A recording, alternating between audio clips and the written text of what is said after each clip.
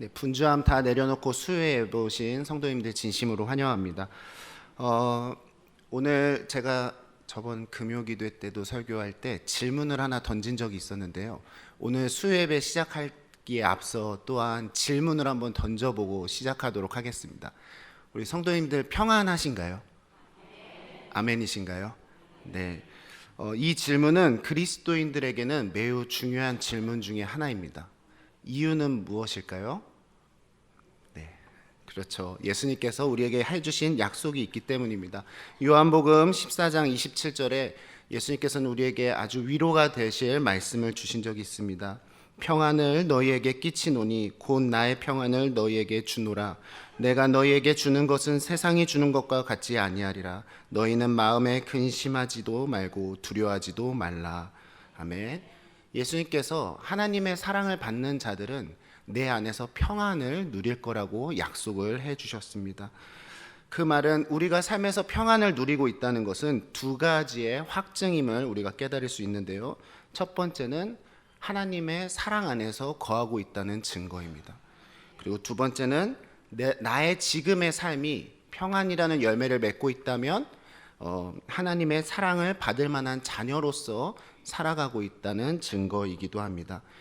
오늘 예배 오신 성도님들께서 어디에 있든지 누굴 만나든지 네, 평안합니다라고 고백할 수 있는 성도님들 되셨으면 좋겠습니다.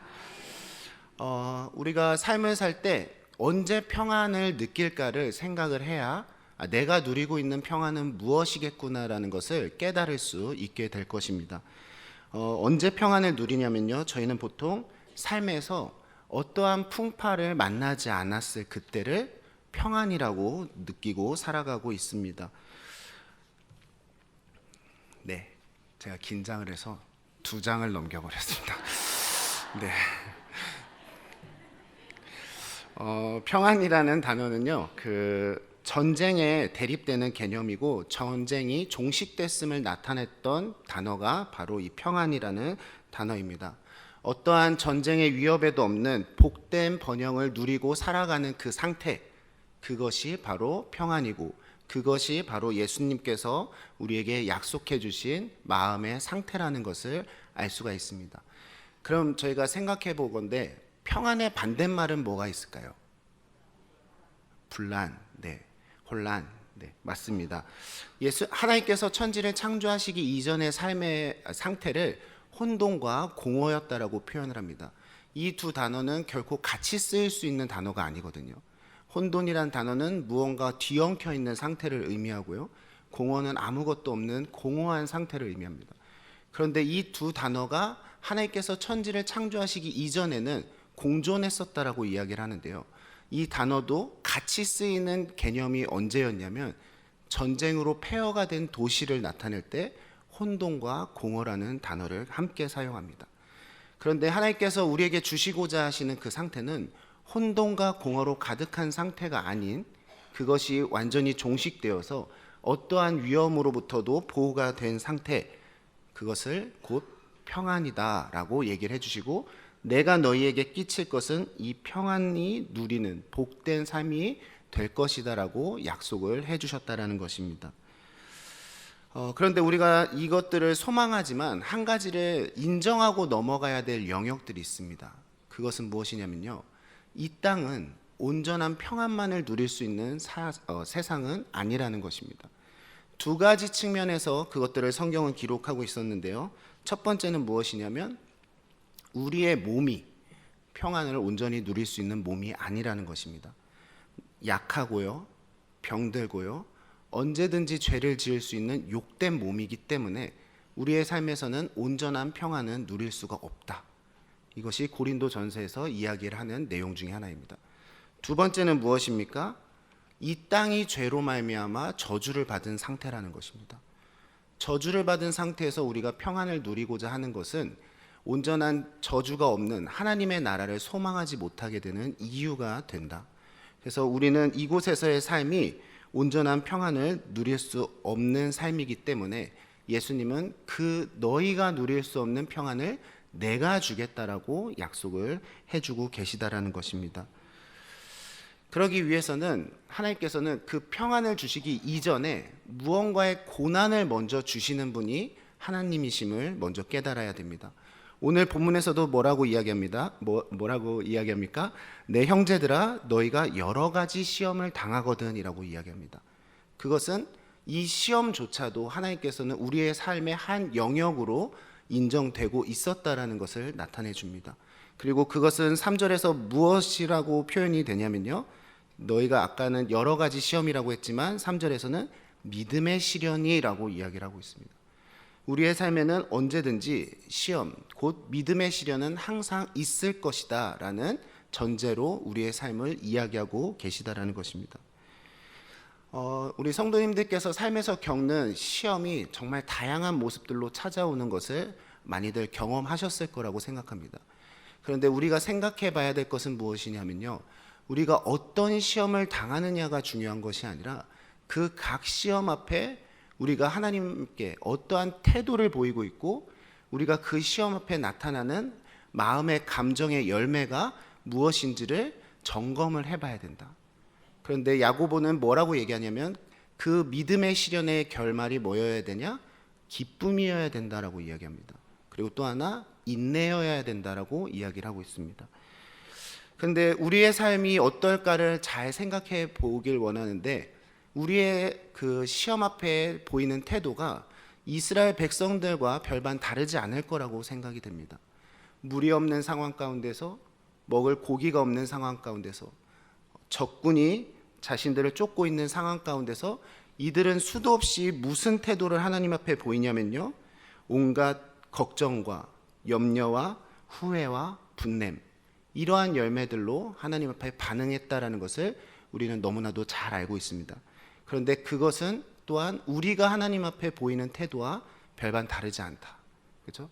그러한 분냄과 후회와 염려와 두려움은 하나님께서 약속하신 평안과는 너무 대조가 되는 모습이라는 것을 우리가 발견을 해야 어떻게 하면 이 믿음의 시련 앞에서 이스라엘 백성들과 같은 모습으로 반응하지 않을 수 있을까를 우리가 또한 깨달을 수 있는 근거가 될 수 있다라는 것입니다. 야고보는 그래서 이 믿음의 시련 앞에 한 가지를 요구를 하는데요, 뭐라고 얘기하냐면 내 형제들아 너희가 여러 가지 시험을 당하거든 뭐하라? 기쁘게 여기라. 그런데 그냥 기쁘게 여기는 게 아니라 온전히 기쁘게 여기라 라고 이야기합니다. 시험을 당했을 때 기쁘게 여기는 게 쉬운 일입니까? 아닙니까? 쉬운 게 아니죠. 기쁘게 반응하는 것도 쉽지도 않은데 야고보는 뭐라고 합니까? 온전히 기쁘게 여기라 라고 얘기합니다. 네, 이거는 결코 쉬운 그것이 아닌데 오늘 야고보의 말을 보면요, 또한 우리가 하나를 같이 해석해 볼 수 있는 게 뭐냐면요, 시험 중에서도 도리어 기쁘게 여길 수 있는 그 마음의 상태. 뭐라고요? 시험 중에서도 도리어 온전히 기쁘게 여길 수 있는 상태, 그 마음을 뭐라고 할 수 있겠습니까? 제가 지금 계속 강조하고 있는 단어가 있었죠? 평안이죠. 네. 시험을 당해도 도리어 기쁘게 여길 수 있는 내 마음의 상태가 바로 평안이라는 것입니다. 이거는요, 세상 사람들은 결코 흉내가 낼 수 없는 능력입니다. 온전히 하나님의 자녀로서 하나님이 주시는 지혜로 살아가는 사람들만이 누릴 수 있는 평안인 것입니다. 다시 말하면요, 하나님은 마땅히 하나님께 사랑받는 자들이 모든 믿음의 시련 앞에서 인내를 이루면서 기쁘게 여기며 살아가기를 원하고 계시다라는 것입니다.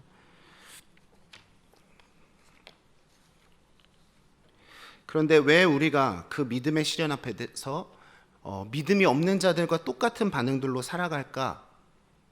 그 이유의 근원을 잘 들여다보면요, 세상 사람들이 바라보고 있는 하나님과 내가 믿는 하나님이 별반 다르지 않기 때문임을 우리는 또한 발견해야 됩니다.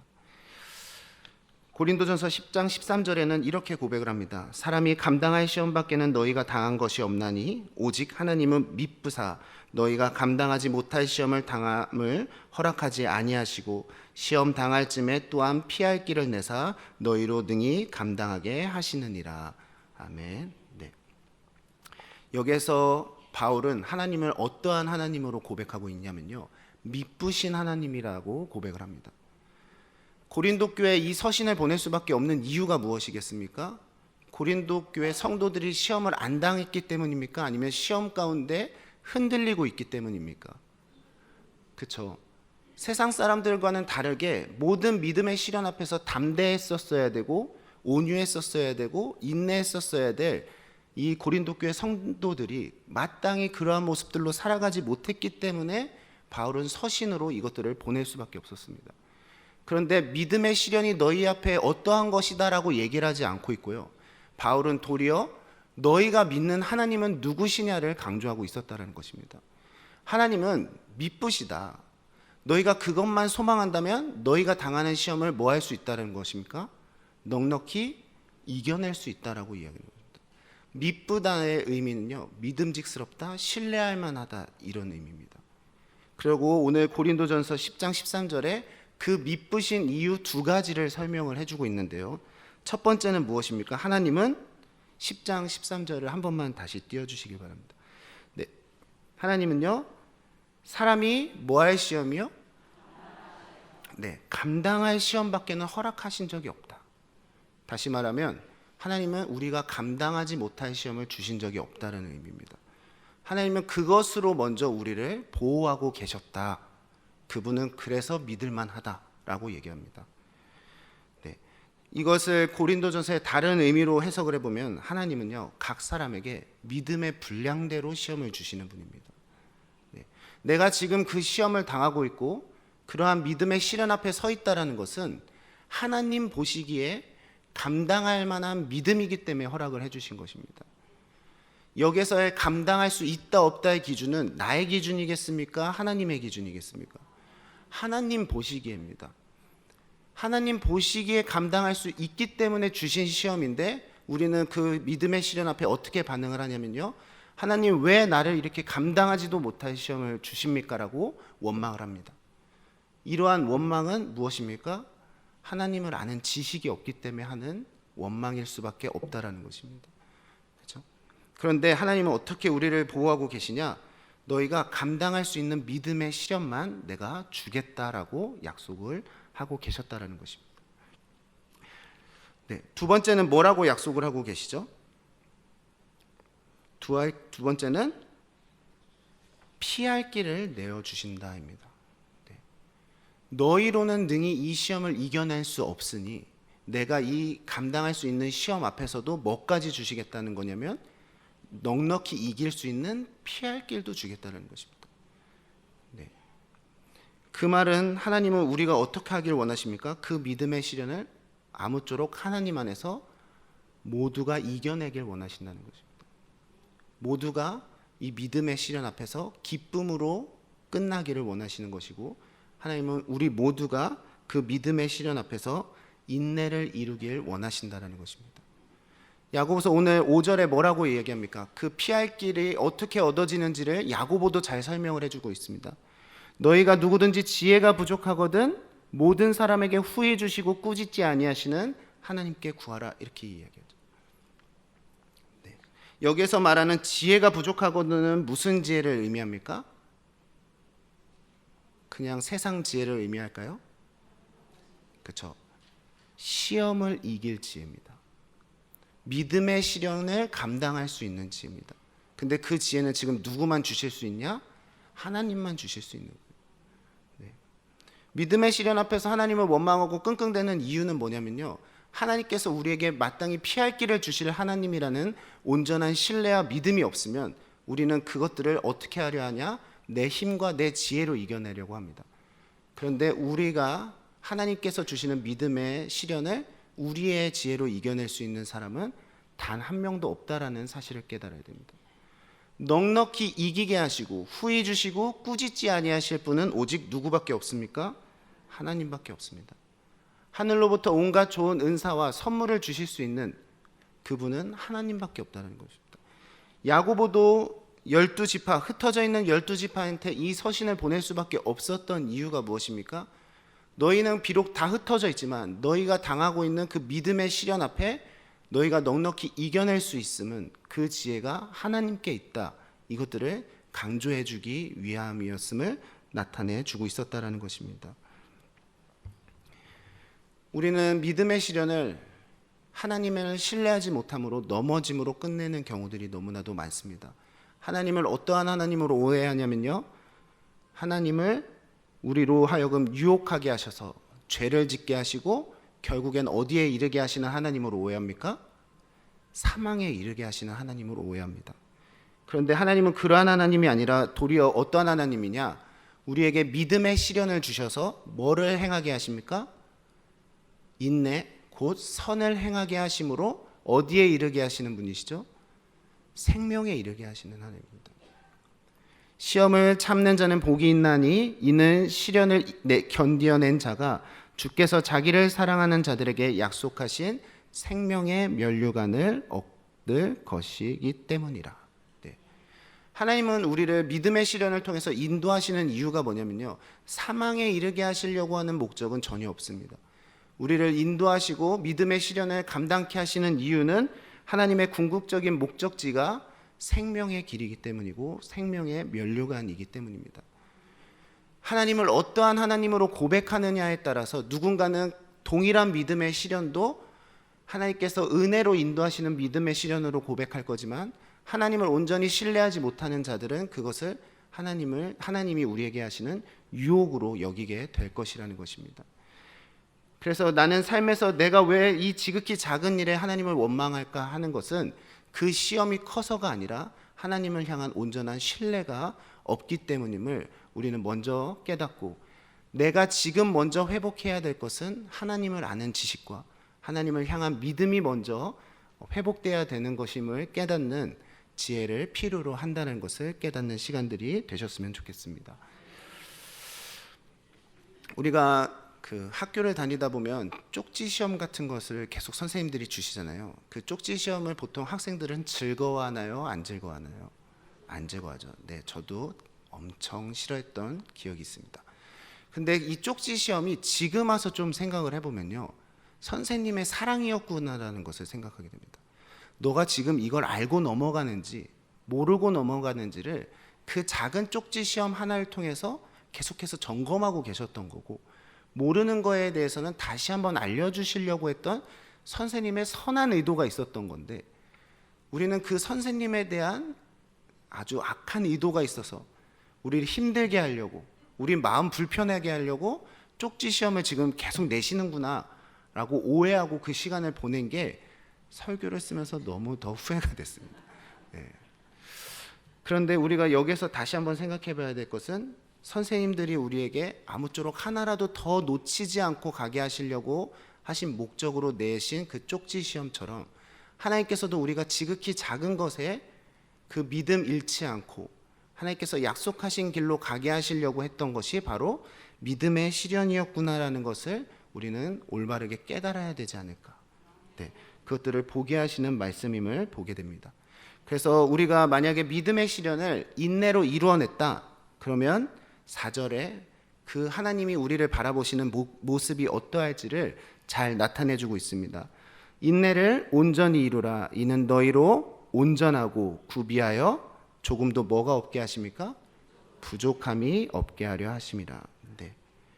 하나님께서는 우리를 연단하신 후에요, 마지막 날에 우리 각 사람이 정금과 같이 나아오기를 원하시는 분이십니다. 우리가 정금과 같이 하나님 앞에 서기 위해서는요, 연단이 필요합니다.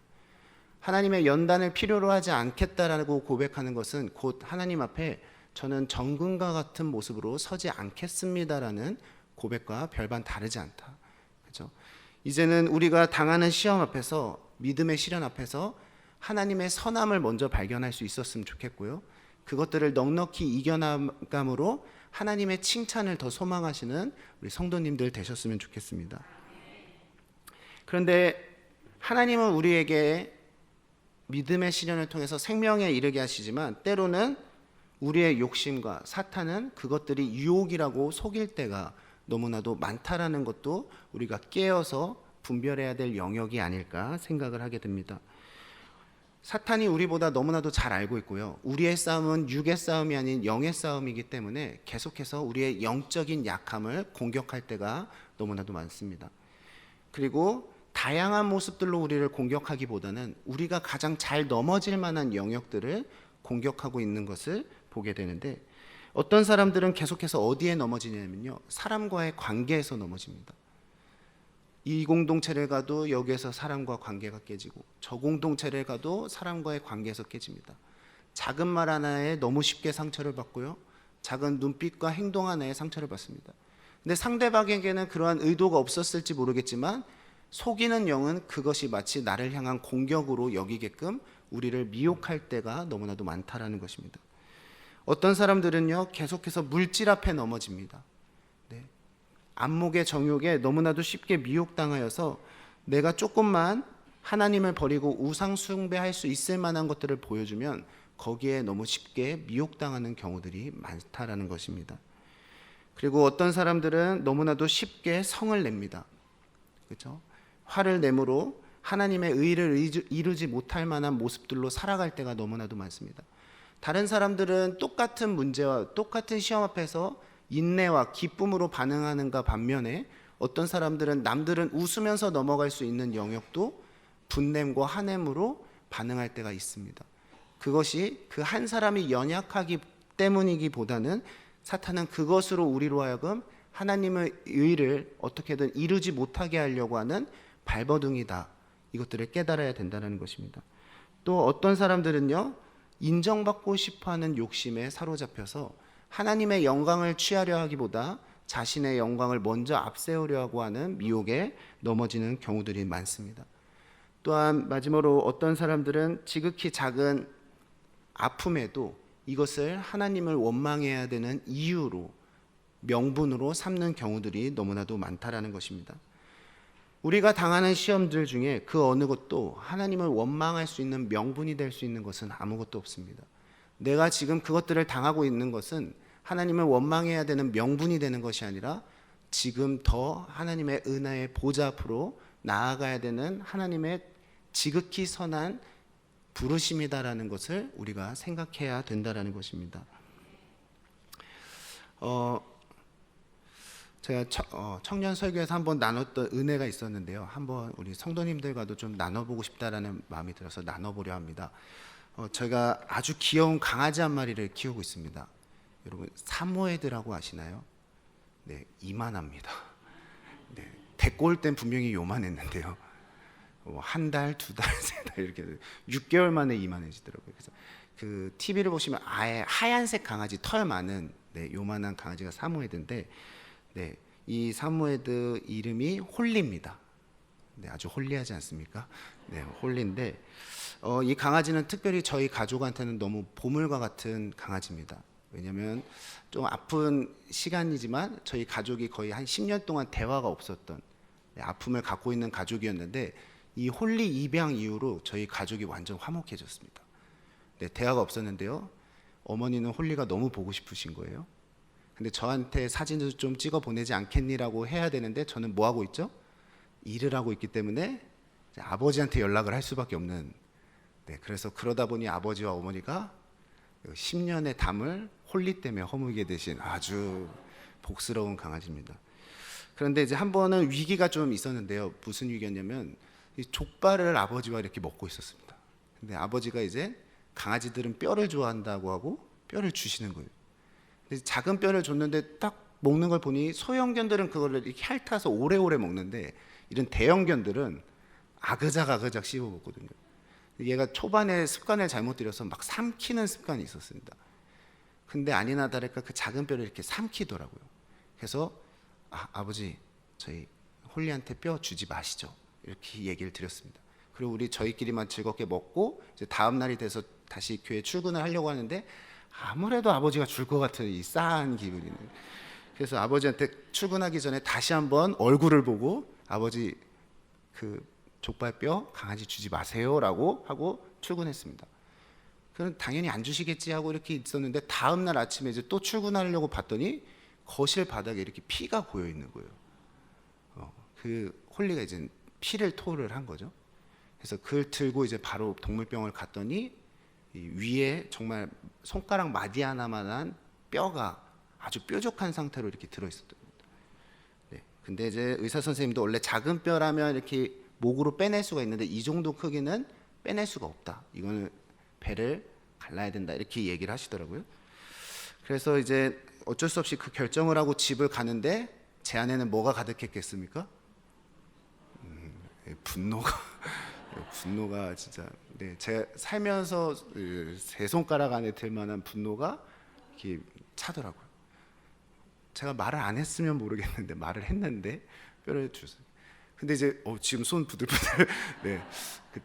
그래서 이제 집에 이제 맡기고 집에 도착해서 대문을 열려고 하는데 문득 이 마음은 하나님이 기뻐하실 마음이 아니겠다라는 생각이 좀 들더라고요. 그래서 대문 문을 잡고 제가 기도를 시작했습니다. 아버지 앞에서 기도하면 영적 전쟁이 될 것 같아서 대문을 열기 전에 기도를 시작했습니다. 하나님, 제가 지금 이 분노가 너무 하나님이 기뻐하실 모습이 아닌데 저한테 지혜를 좀 주세요 하면서 그걸 잡고 진짜 한참을 기도를 했습니다. 근데 기도를 하는데 하나님께서 제 아버지의 마음을 이해시켜 주시고요. 얼마나 강아지가 이뻤으면 더 먹을 걸 주고 싶어 하셨을까의 마음도 있었고요. 또 홀리가 그 피 흘리면서 아파하는 거를 아버지도 똑같이 아파하고 계시겠구나, 걱정하고 계시겠구나. 나는 나만 걱정하고 있다고 생각했는데 아버지도 놀랬고 걱정을 하고 계시겠구나. 이것들을 좀 생각을 나게 해주시고, 그리고 또 더 기도하면 기도할수록 뭘 생각하게 해주셨냐면요, 제가 왜 화가 났을까를 생각했더니 아버지가 내 말을 무시했고 고집을 피웠다라는 그 사실이 너무 화가 났던 건데, 이것을 자연스럽게 하나님 앞에 내가 보였던 반응이었구나도 깨닫게 해주신 거예요. 내가 하나님 앞에 얼마나 불순종했고 하나님 앞에 얼마나 완악하고 강팍했었는지를 보게 해주신 거예요. 그러니까 뭐 할 수밖에 없습니까? 아버지를 원망할 이유를 찾을래야 이제 찾을 수가 없게 되고, 뭐가 찾아왔습니까? 평안이 찾아왔어요. 그래서 대문을 열고 이제 집에 들어가는데 진짜 아버지를 딱 봤는데 아버지가 너무 불쌍해 보이는 거예요. 근데 표정은 약간 저랑 싸울 준비를 하고 있었던 것 같아요. 그래서 근데 어쨌든 하나님께서는 그 분냄을 인내로 바꿔주셨고 평안으로 바꿔주셨기 때문에 아버지한테 딱 한마디 하고 멋있게 방으로 들어갔습니다. 아버지 2주만 그 수술 잘하고 2주만 쉬면 예전처럼 돌아갈 수 있대요 하고 방으로 들어갔습니다. 얼마나 뿌듯하든지. 그런데 그걸 통해서 하나님께서 우리에게 주시려고 하는 평안이 이런 거겠구나라는 생각이 들었습니다. 우리가 닥칠 시험과 위기가 너무나도 많은데 하나님께서는 그때마다 우리에게 피할 길을 주시길 원하시는구나. 그리고 이미 하나님께서는 우리에게 이것이 충분히 감당할 수 있을 만한 믿음의 시험으로 주신 거였구나라는 깨달음이 있게 됐다는 것입니다. 우리가 만약에 매일매일의 삶을 이러한 태도와 이러한 승리로 살아가게 된다면 내가 나를 더 의지하겠습니까? 하나님을 더 의지하겠습니까? 나에게 능력 주시고 지혜 주시는 하나님을 더 의지하지 않겠습니까? 그렇죠?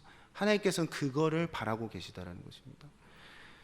그리고 또 한 가지 생각이 드는 것은 이스라엘 백성들이 끊임없이 그 많은 시험 앞에서 하나님을 원망했지만 그때마다 물을 주시고, 그렇죠? 만나와 고기를 주시고 원수들도 물리치시게 하시는 그 모든 것들을 보게 하셨는데, 그런데 그 모든 것들이 또한 우리를 넉넉히 이기게 해주시겠다는 하나님의 약속이었고 또 그것은 예수님을 향한 증표였구나라는 것을 또 생각하게 됩니다. 우리가 당하는 시험들 중에 우리가 넉넉히 이길 수 있는 지혜는 예수 그리스도의 십자가밖에 없습니다. 그거 하나면 우리가 당하는 모든 시험은 아무것도 아니고 오히려 기쁘게 여길 수 있는 지혜가 된다라는 것을 우리는 반드시 깨달아야 된다라는 것입니다.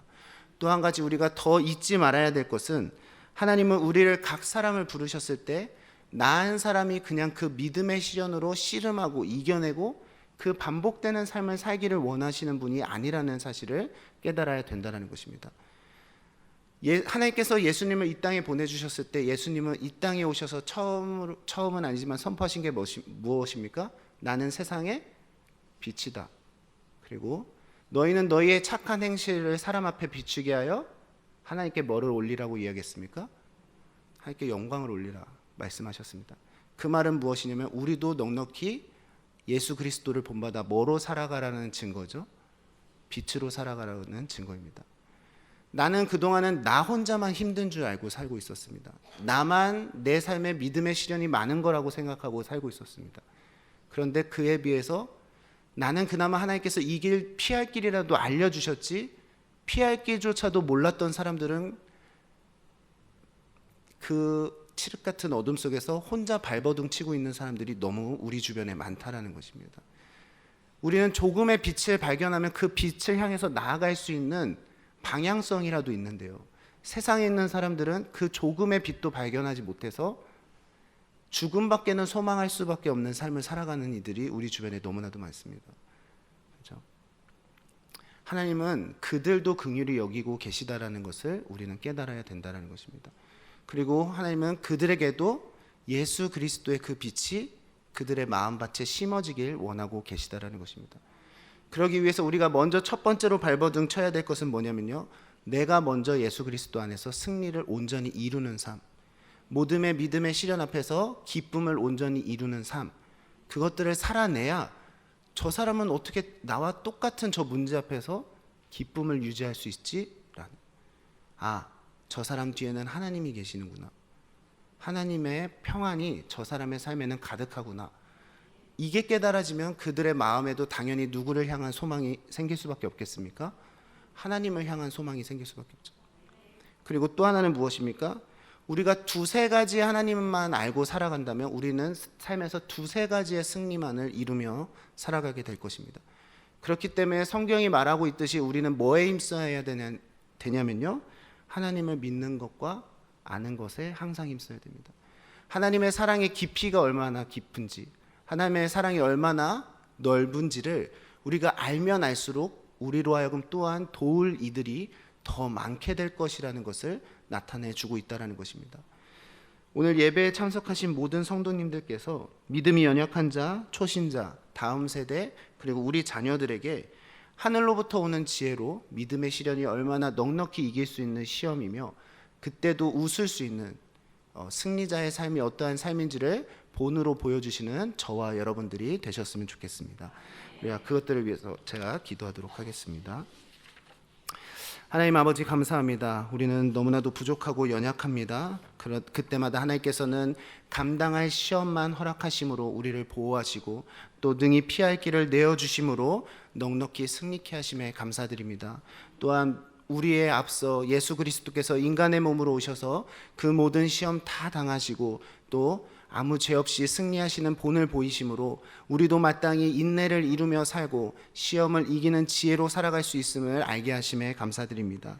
하나님, 우리에게 그러한 지혜와 그러한 평안이 날마다 가득하게 하여 주시옵소서.